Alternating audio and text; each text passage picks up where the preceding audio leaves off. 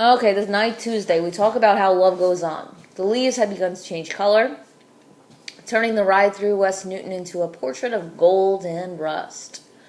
Back in Detroit, the labor war was stagnated, with each side accusing the other of failing to communicate. The stories on the TV were just as depressing. In rural Kentucky, 3 men threw pieces of a tombstone off a bridge, smashing the windshield of a passing car, killing a teenage girl who was traveling with her family on a religious pilgrimage. In California, the O.J. Simpson trial was heading toward a conclusion, and the whole country seemed to be obsessed. Even in airports, there were hanging TV sets turned to CNN so that you could get an O.J. update as you made your way to the gate. I had tried calling my brother in Spain several times. I left messages saying that I really wanted to talk to him, that I had been doing a lot of thinking about us. A few weeks later, I got back a short message saying everything was okay, but he was sorry. He really didn't feel like talking about being sick. For my old professor, it was not the talk of being sick, but the being sick itself that was sinking him. Since my last visit, a nurse had inserted a catheter into his penis, which drew the urine out through a tube and into a bag set on the foot of his chair. His legs needed constant tending. He could still feel pain even though he could not move them. Another one of ALS's cruel little ironies. And unless his feet dangled just the right number of inches off the foam paths, it felt as if someone were poking him with a fork. In the middle of conversations, Maury would have to ask visitors to lift his foot and to move it just an inch, or to adjust his head so that it fit more easily into the palm of the colored pillows. Can you imagine being unable to move your own head? With each visit, Maury seemed to be melting into his chair, going back to that simile, melting candle, his spine taking on its shape. Still, every morning he insisted on being lifted from his bed and wheeled into the study, deposited there among his books and papers and the hibiscus plant on the windowsill. In typical fashion, he found something philosophical in this. That hibiscus plant is a real symbol of Maury's life. I sum it up in my newest aphorism, he said. Let me hear it. When you're in bed, you're dead. He smiled. Only Maury could smile at something like that, probably because it's so morbid.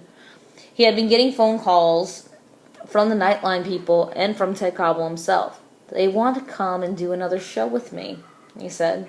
But they say they want to wait. Until what? You're on your last breath? Maybe. Anyhow, I'm not so far away. Don't say that. I'm sorry. That bugs me that they want to wait until you wither. It bugs you because you look out for me. He smiled. Mitch, maybe they are using me for a little drama. That's okay. Maybe I'm using them too. They help me get my message to millions of people. I couldn't do that without them, right? I guess he doesn't know about this book. So it's a compromise. He coughed, which turned into a long, drawn-out gargle, ending with another glob into a crushed tissue.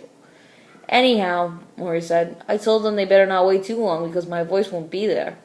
Once this thing hits my lungs, talking may be impossible. I can't speak for too long without needing a rest now. I've already canceled a lot of the people who want to come and see me. Mitch, there are so many, but I'm too fatigued. If I can't give them the right attention, I can't even help them. I looked at the tape recorder. I felt really guilty, as if I were stealing what was left of his precious speaking time. Probably because you are. Should we skip it, I asked. Will it make you too tired? Maury shut his eyes and he shook his head. He seemed to be waiting for some silent pain to pass. No, he finally said. You and I have to go on. This is our last thesis together, you know? Our last thesis. We want to get it right. I thought about our first thesis together in college. It was Maury's idea, of course. He told me I was good enough to write an honors project, something I had never even considered. Now, here we were, doing the same thing once more, starting with an idea. Dying man talks to a living man, tells him what he should do. This time, I was in less of a hurry to finish. Someone asked me an interesting question yesterday. Maury said now, looking over my shoulder at the wall hanging behind me, a quilt of hopeful messages that friends had stitched for him on his 70th birthday. Each patch on the quilt had a different message stayed the course. The best is yet to be, Maury. Always number one in mental health. What was the question, I asked. If I worried about being forgotten after I died. Well, do you? I don't think I will be. I've got so many people who have been involved with me in close, intimate ways, and love is how you stay alive, even after you're gone. Sounds like a song lyric. Love is how you stay alive. Maury chuckled. Maybe. But Mitch, all this talk that we're doing, do you ever hear my voice sometimes when you're back at home? When you're all alone? Maybe on the plane? Maybe in your car? Yes, I admitted. Then you will not forget me when I'm gone. Think of my voice, and then I'll be there. Think of your voice? And if you want to cry a little, it's okay. Maury. He had wanted to make me cry since I was a freshman. One of these days, I'm gonna get ya, he would say. Yeah, I would answer. I decided what I wanted on my tombstone, he said. I don't want to hear about tombstones. Why? They make you nervous? I shrugged. Well, we can forget it. No, go ahead. What did you decide? Maury popped his lips. I was thinking of this. A teacher to the last.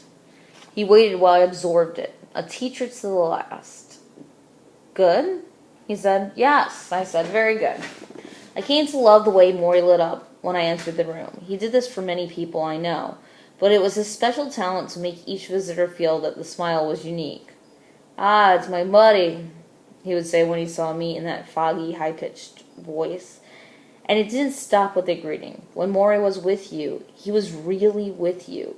He looked you in the eye, and he listened as if you were the only person in the world.